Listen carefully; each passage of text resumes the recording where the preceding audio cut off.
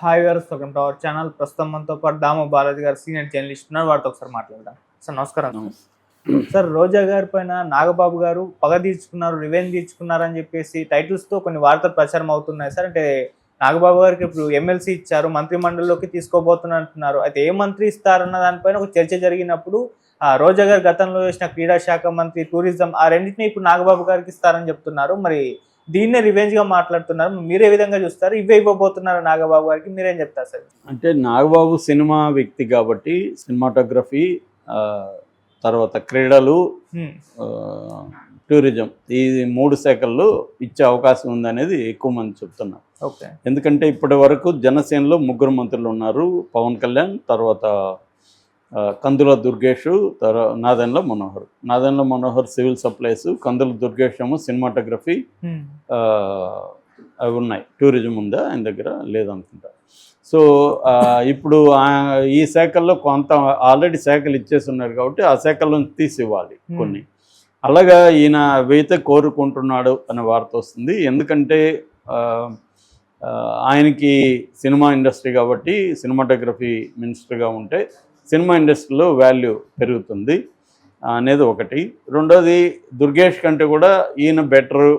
ఎందుకంటే ఆల్రెడీ ఆయనకి సినిమా ఇండస్ట్రీలో అందరూ తెలుసు, సినిమా ఇండస్ట్రీలో ఉండే ప్రాబ్లమ్స్ తెలుసు కాబట్టి ఆ మేరకు ఆయన బెటర్గా పనిచేయగలుగుతారు అనేది ఒకటి. ఇక క్రీడలు అనేది ఎందుకు వస్తుందంటే ఇది తెలుగుదేశం వాళ్ళు, జనసేన వాళ్ళు ఈ వార్తను పుట్టిస్తూ ఉన్నారు. అది నిజమంత అనేది తెలియదు. కానీ నిజానికి రోజా మీద పగ తీర్చుకోవడానికి ఈయన అవసరం లేదు కదా. ఆల్రెడీ లోకేష్కి రోజా మీద చాలా కోపం ఉంటుంది, పవన్ కళ్యాణ్కి ఉంటుంది, చంద్రబాబుకి కూడా ఉంటుంది. ఎందుకంటే చంద్రబాబుని లోకేష్ని తిట్టిన దానికంటే ఆమె ఎవరిని ఎక్కువ తిట్టలేదు. సో కాబట్టి వాళ్ళకి ఆమె మీద ప్రతీకారం తీర్చుకోవాలంటే నాగబాబు ఆ మంత్రి దీంట్లో ఉండాల్సిన అవసరం లేదు. నిజానికి ఏ మంత్రులు అవసరం లేదు. ఎవరి మీద పగ తీర్చుకోవాలనుకుంటే డైరెక్ట్గా లోకేష్ ద్వారానే అన్ని పనులు అవుతాయి. ఎందుకంటే రెడ్ బుక్ మెయింటైన్ చేస్తుండేది లోకేష్. రెడ్ బుక్లో ఎవరెవరి పేర్లు ఉన్నాయి, దాన్ని ఎలా చేయాలనేది దానికి లోకేష్ ఒక సిస్టమేటిక్గా వెళ్తున్నాడు. టైమింగ్స్ వాటికి మాత్రమే చంద్రబాబుతో డిస్కషన్ ఉంటుంది తప్ప అదర్వైజ్ లోకేషే యాక్టింగ్ సీఎం ఇవాళ ఆంధ్రప్రదేశ్లో. చంద్రబాబు ఏంటంటే ఓన్లీ విధాన నిర్ణయాలు అట్లాంటివి తీసుకోవడం, ఆయన ఒక ఫేస్ ఆఫ్ ద గవర్నమెంట్ లాగా ఉండడం తప్ప రియల్ పవరు, రియల్ సీఎం ఎవరంటే ఆంధ్రప్రదేశ్కి లోకేష్. ఈ లోకేష్ తన ప్రతి డిపార్ట్మెంట్ కూడా నామినేటెడ్ పోస్టులు ఒకరు ఉంటారు, తన మనిషి అక్కడ ఒకరు ఉంటారు, కీ డిపార్ట్మెంట్లంతా కూడా. అంటే లోకేష్ కంట్రోల్లో ఎవ్రీ మంత్రిత్వ శాఖ ఉంటుంది. లోకేష్ నాడ్ లేకుండా రేపు ఇప్పుడు ఫర్ ఎగ్జాంపుల్ నాగబాబు క్రీడల మంత్రిగా ఉన్నారనుకుందాం. వీళ్ళు చెప్పేది ఏంటి, నాగబాబు క్రీడల మంత్రి అయిపోబోతున్నాడు, రోజాని ఒక ఆట ఆడుకోబోతున్నాడు అని. రోజాని ఏం ఆట ఆడుకుంటాడు? రోజా ఆట ఆడుకుందాం రా అని ఒక ప్రోగ్రాం చేసినప్పుడు అందులో ఆమె 119 కోట్లు దుర్వినియోగం జరిగాయి, ఆమె డబ్బులు తినేసింది అనేది ఆరోపణ. ఆల్రెడీ కేసు ఉంది. కాబట్టి నాగబాబుకి ఇప్పుడు ఈ శాఖ ఇస్తే నాగబాబు ఆమె మీద ప్రతీకారం తీర్చుకుంటాడు. నాగబాబుకి ఆమెకు పడదు. గతంలో వాళ్ళిద్దరు కలిసి జబర్దస్త్ చేశారు. ఆ తర్వాత నాగబాబు టీం లీడర్లకి, కంటెస్టెంట్లకి సరైన గౌరవం ఇవ్వలేదనే కారణంతో ఆయన బయటకు వచ్చేసాడు. తర్వాత రోజా మంత్రి అయ్యే వరకు కూడా, ఎమ్మెల్యేగా ఉన్నా కూడా రోజా చాలా కాలం ఉండింది. మంత్రి అయినాక ఆమె బయటకు వచ్చేసింది. సో అలాగే వీళ్ళిద్దరూ ఒకప్పుడు దాంట్లో ఉండి మళ్ళీ నాగబాబు ఒక టీంని తయారు చేసి జబర్దస్త్ టీంని రాజకీయాల్లోకి తీసుకొచ్చి రోజాని బండబూతులు తిట్టించారు. అతను ఎవరు, చేపల పులుసు ఆర్పీనా, ఆర్పి ఆది ఇలాంటి వాళ్ళ ద్వారా ఒకప్పుడు రోజాని మేడం అని అడుక్కుంటున్న వాళ్ళందరినీ ఆయుధాలుగా తయారు చేసి రోజా మీదనే మాట్లాడిచ్చాడు అనే విమర్శ కూడా నాగబాబు మీద ఉంది. సో అందువల్ల రోజా అంటే నాగబాబు చాలా కసి ఉంది. కాబట్టి నాగబాబు మంత్రి అయ్యి రోజా మీద పగ తీర్చుకుంటున్నాడు అనేది ఒక వార్త. అది పాజిబుల్లా కాదంటే ఖచ్చితంగా పాజిబుల్లే. కాకపోతే ఏంటంటే నాగబాబు సొంతంగా పగ తీర్చుకోవడం అనేది కాదు.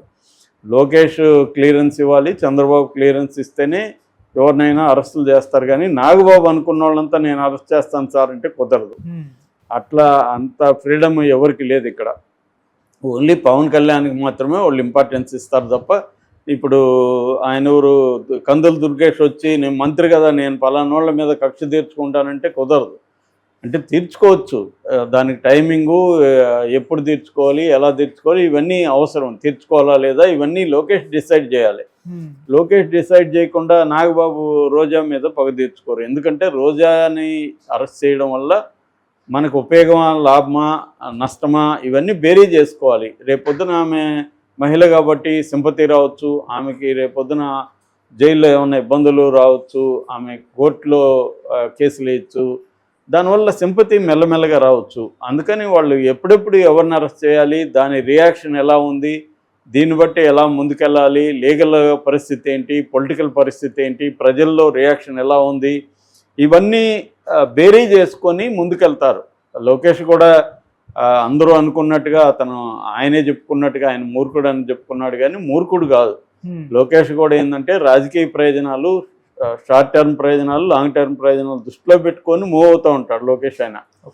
సో అంతేగాని ఏదో నాకు కోపం ఉంది కాబట్టి వీళ్ళ మీద ప్రతీకారం తీర్చుకుంటాననైతే అనడు. అలా అనేవాడైతే ఎప్పుడో ఈ పాటికి కొడాలి నాని, వల్లభనేని వంశీని ఎప్పుడో వేసేసి ఉండాలి. ఇప్పటి వరకు ఆగే పరిస్థితి లేదు. కాబట్టి ఎందుకంటే లోకేష్ని భయంకరంగా తిట్టింది వీళ్ళిద్దరు, వాళ్ళిద్దరిని ఎత్తిపట్టి వరకు టచ్ చేయలేదు. అందువల్ల ఏంటంటే ఒక వ్యక్తుల్ని అరెస్ట్ చేయాల్సి వచ్చినప్పుడు, ఆ లీడర్ని అరెస్ట్ చేయాల్సి వచ్చినప్పుడు అనేక విషయాల్ని బేరీజ్ వేసుకుంటారు. అధికారంలో రాకముందు వాళ్ళ కోపం ఉండొచ్చు, కక్ష ఉండొచ్చు, కానీ అధికారంలోకి వెళ్ళినాక పరిస్థితులు మారిపోతాయి. వాళ్ళు పర్సనల్ విమ్స్ అండ్ ఫ్యాన్సీస్కి అనుకూలంగా నిర్ణయాలు తీసుకోలేరు.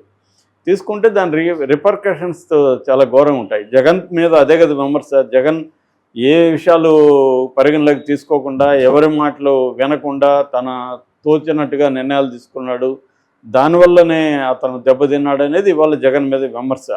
ఇప్పుడు ఫర్ ఎగ్జాంపుల్ ఆయన ఎవరు, RRR రఘురామకృష్ణరాజే ఉన్నాడు, ఆయన మీద రాజద్రోహం పెట్టి ఇవన్నీ చేయడంతో, ఆయన్ని కొట్టించి ఇవన్నీ చేయడంతో నెగిటివ్ వచ్చింది.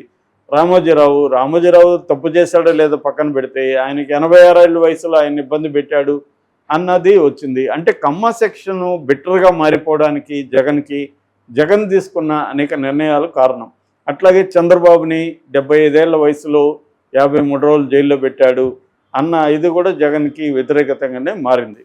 సో అందుకని పొలిటీషియన్స్ ప్రత్యర్థుల్ని మీద పగ తీర్చుకోవాలంటే అనేక విషయాలు ఆలోచిస్తారు. ఇక ఇవాళ రేవంత్ రెడ్డికి ఎంత కోపం ఉందో మనకు తెలుసు, బీఆర్ఎస్ నాయకుల మీద, కేసీఆర్, కేటీఆర్, కవిత, హరీష్ రావు మీద. కానీ రేవంత్ రెడ్డి కేటీఆర్ మీద కక్ష తీర్చుకోవడానికి ఇమీడియట్గా ఇప్పటివరకు 1 year దాటింది, ఇప్పటివరకు ఎందుకు ముందుకెళ్ళట్లేదు, దీనివల్ల వచ్చే లాభాలు ఏంటి, నష్టాలు ఏంటి అనేవి ఆలోచిస్తుంటారు.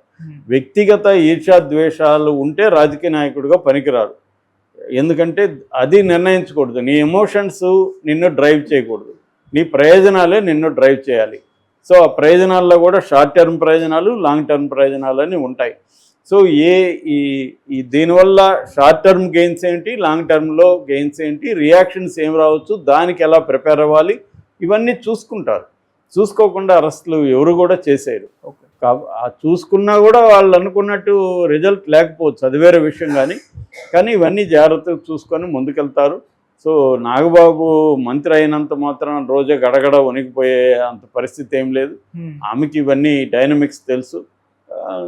ఈ లోకేష్ డిసైడ్ అయ్యి, ప్రభుత్వం డిసైడ్ అయ్యి, చంద్రబాబు డిసైడ్ అయితే ఖచ్చితంగా రోజాను కూడా అరెస్ట్ చేస్తారు. అయితే ఎప్పుడు ఎలా అనేది మాత్రమే ఇక్కడ ఇంపార్టెంట్. మిగతా విషయాలు ఖచ్చితంగా రోజాకి ఇబ్బందులు అయితే ఉంటాయి. కేసులు అయితే ఇప్పటివరకైతే ఆమె మీద ఆ కేసు అయితే ఉంది, అది ముందుకు తీసుకెళ్తారా లేదా, అట్లాగే ఆమె మీద తిరుమలలో కూడా అక్రమాలకు పాల్పడిందని అనేక ఆరోపణలు ఉన్నాయి.